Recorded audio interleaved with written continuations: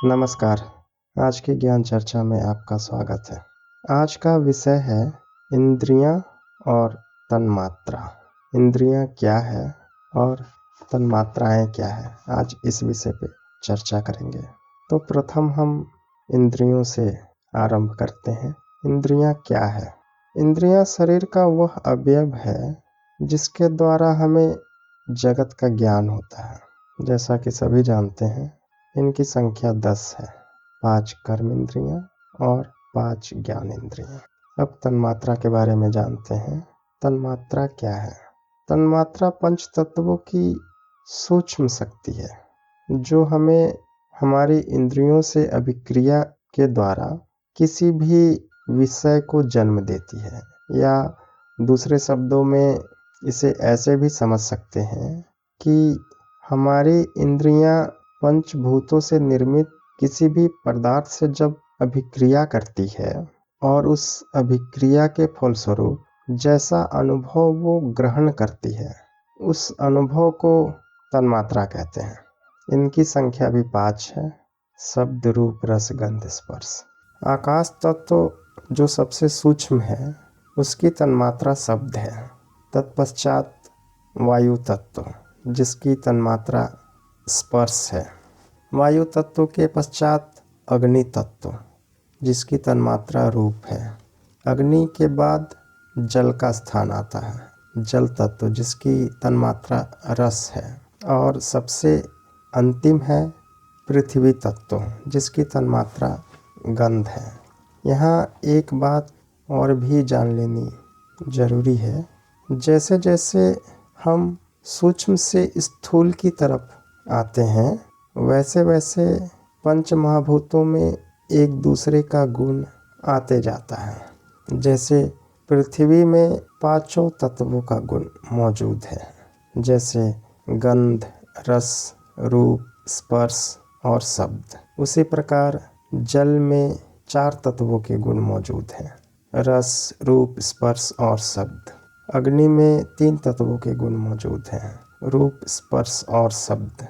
वायु में 2 तत्वों के गुण मौजूद हैं, स्पर्श और शब्द। और जो तत्व सबसे सूक्ष्म है, आकाश तत्व, उसमें मात्र 1 गुण मौजूद है, मात्र शब्द।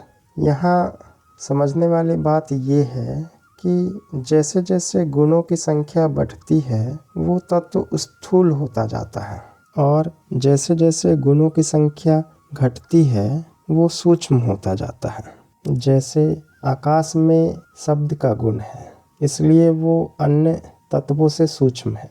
इसी प्रकार जिसमें कोई गुण नहीं है, वो परम तत्व है, निर्गुण है, निराकार है, इसलिए उसे परमात्मा कहते हैं। जो परम आत्मा या परम तत्व, जिसने जैसे जाना उसने वैसा कहा।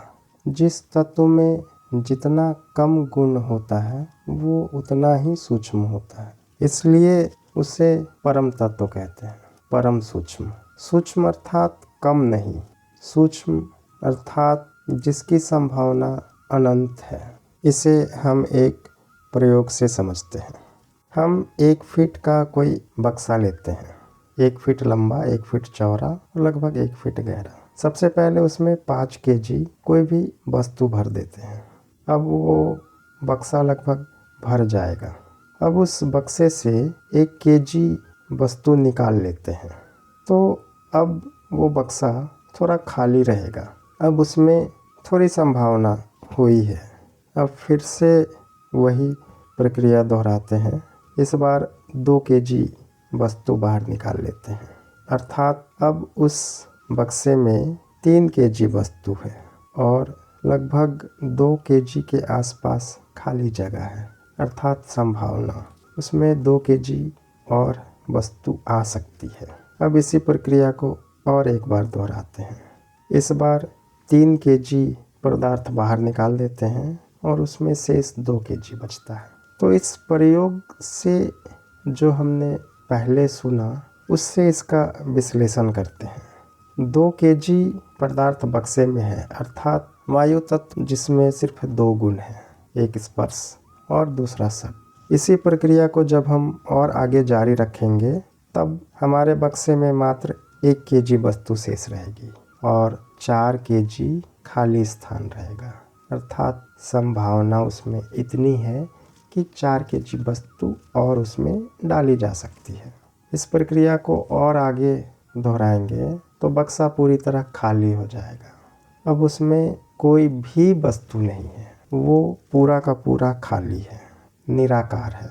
अब उसके अंदर कुछ नहीं है। अब उसकी संभावना अनंत की स्थिति तक पहुंच गई है।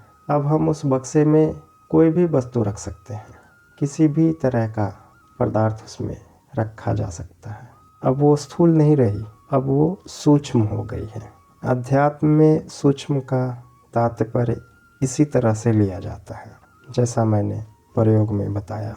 इसी प्रकार जो सूक्ष्म है वो अनंत संभावनाओं से भरा है। जैसे ईश्वर, उसमें ईश्वर में कोई गुण नहीं है, कोई आकार नहीं है, इसलिए वो निराकार है। कोई गुण नहीं है, इसलिए निर्गुण है। गुण प्रकृति का भाग है, गुण प्रकृति में है, जिससे इंद्रियां विक्रिया करके जगत का निर्माण कर लेती है और जीव इसमें फंसकर मोहित हो जाता है। फिर जन्म मरण का चक्र आरंभ।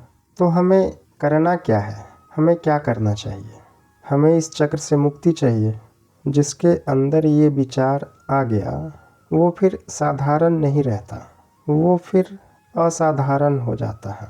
जिस व्यक्ति के अंदर एक बार भी ऐसा विचार आ गया कि मुझे इस जन्म मरण के चक्कर से मुक्त होना है, फिर वो अब साधारण व्यक्ति नहीं रहा, अब वो बिल्कुल असाधारण हो चुका है, क्योंकि अब उसमें मुक्ति की इच्छा जागृत हो गई है। और ये जो विचार उसके अंदर प्रकट हुए हैं, ये विचार ही उसे उसके ध्येय तक पहुंचा देगा। वो कभी ना कभी 2, 4, 6 जन्मों के बाद, चाहे कितने भी जन्म हो जाए, उससे कोई मतलब नहीं है, किंतु ये विचार उसके अंदर बाकी सारी इच्छाओं को नष्ट कर देगा और उससे जीव की जो मूल इच्छा है, जो मूल आवश्यकता है, जो मूल प्रारब्ध है, उस तक पहुंचा देगी। इसी के साथ मैं अपनी वाणी को विराम देता हूँ। आप सभी को मेरा प्रणाम।